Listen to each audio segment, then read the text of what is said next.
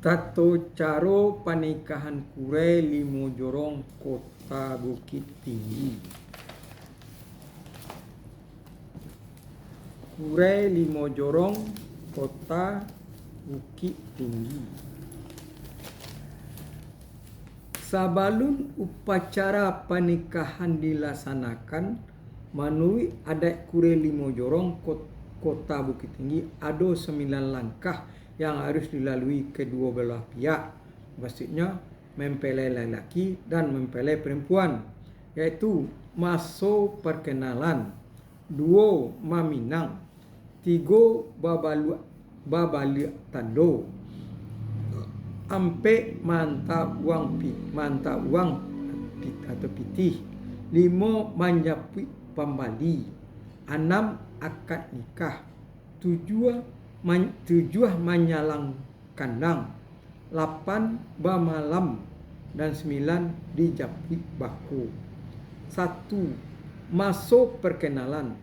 Pada masa dulu di Kure Limo Jorong, proses perkenalan itu tidak dilakukan sendiri oleh yang bersangkutan, melainkan oleh pihak keluarga. Dalam proses itu, yang memegang peranan adalah mama dan ayah dari calon pengantin wanita. Mereka secara bersama-sama mencarikan jodoh untuk anak kemenakan atau putrinya. Jika si ayah mempunyai calon berbeda dengan si mama, maka mereka akan mengadakan musyawarah sampai tercapai kata mufakat. Setelah itu dilanjutkan dengan istilah yang disebut marese. Artinya setelah didapat kata sepakat, pihak keluarga perempuan tidak langsung memberi tahu pihak lelaki atau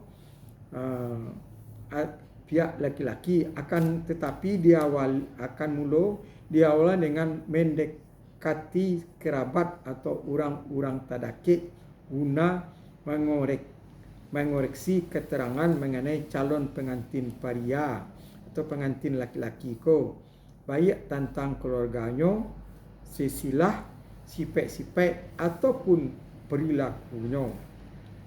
Langkah berikutnya mendekati keluarga atau orang tua yang maksudnya langkah berikutnya mendekati keluarga atau orang tua si calon untuk menyampaikan maksud dan tujuan untuk menjodohkan anak-anaknya. Jika didapat kata sepakat, maka langkah selanjutnya ia dilakukan. Pihak perempuan adalah meminang calon pengantin laki-laki. Pada langkah itu, baik calon pengantin laki-laki maupun perempuan belum mengetahui prosesi itu, bahkan alun saling mengenal sama sekali. 2 meminang terdiri dari 2 atau 3 orang pihak keluarga calon pengantin wanita atau perempuan. Biasanya mama atau dunsana datang ke rumah calon pengantin laki-laki atau pria untuk meminang dengan berpakaian biasa.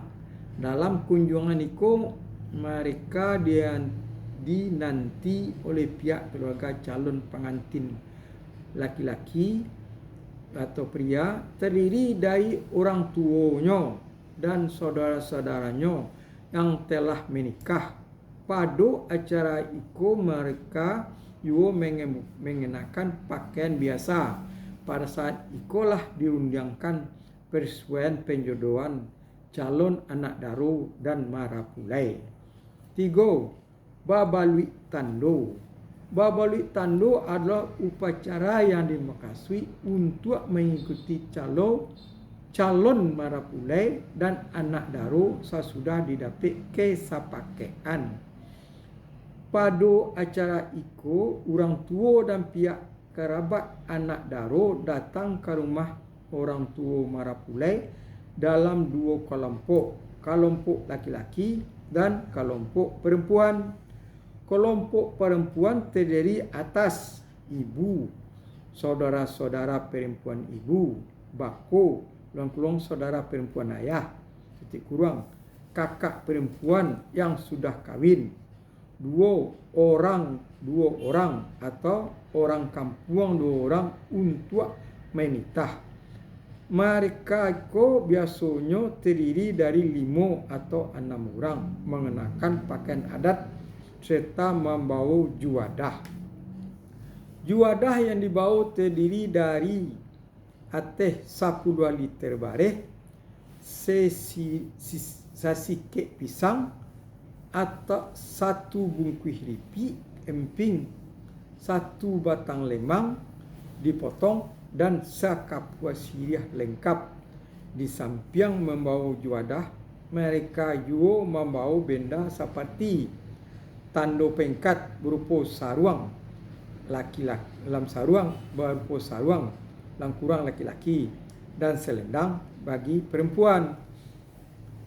Orang tua atau kerabat marapule menerima mereka dan menghidangkan pula juadah untuk disantap atau dimakan bersama-sama. Tanda pengikat mereka berikan dalam acara itu dengan diberikan tanda pengikat itu, kedua pihak mengisyaratkan bahwa keluarga kedua pihak serius dengan dan rencana menjodohkan anak-anak mereka. Pada kesempatan itu, kedua pihak memutuskan hari pelaksanaan upacara pernikahan atau baralik. Hari pelaksanaan baralik indak boleh lebih dari 3 bulan setelah cara babalik tanda. Ampe ma'anta uang, ma'anta pitih. Ma'anta uang atau ma'anta pitih. Pihak kerabat dari marapule terdiri dari 5 atau 6 orang datang ke rumah orang tua anak daro mengenakan pakaian adat. Mereka itu membawa sejumlah uang untuk diserahkan kepada pihak keluarga anak daro. Hal itu dimasukkan agar ringan barik sepikua, ringan sejinjang, artinya biaya perhelatan sama-sama ditanggung kedua belah pihak. Pada saat itu pihak keluarga anak daro juga harus menyerahkan jumlah uang pula, harga yang kurang harga atau wanita menyerahkan uang pula untuk bagi wanita maksudnya. Kepada keluarga marpule yang diistilahkan dengan pembali tali, dan langsung pihak marpule membalih dengan menyerahkan uang pembali minyak tanah, dan segera pula dibalas pihak anak daro dengan menyerahkan uang pembali minyak harum. Pada masa itu, tanda pengikat yang dulu diserahkan kepada masing-masing keluarga dikembalikan lagi, yang berlangsung 2 atau 3 hari menjelang hari A, maksudnya hari baralik, hari pernikahan. Jika salah satu pihak hendak membatalkan perjanjian, maka pada kesempatan itu mereka harus mengembalikan tanda pengikat sebanyak 2 bahkan 3 kali lipat dari tanda pengikat yang telah mereka berikan sebelumnya. 5. Menjapui pembali. 2 hari kemudian kerabat anak daro pai ke pasar beramai-ramai. Biasanya terdiri 7 orang berpakaian adat, umumnya berwarna merah, untuk membeli bahan-bahan keperluan peralatan, lalu dimasukkan ke dalam 2 buah katidiang, lang kurang bakul kalau bahasa awaknya. Dengan melihat pakaian adat yang dikenakan, orang-orang akan mengetahui bahwasanya di suatu desa atau kelurahan akan ada suatu pernikahan.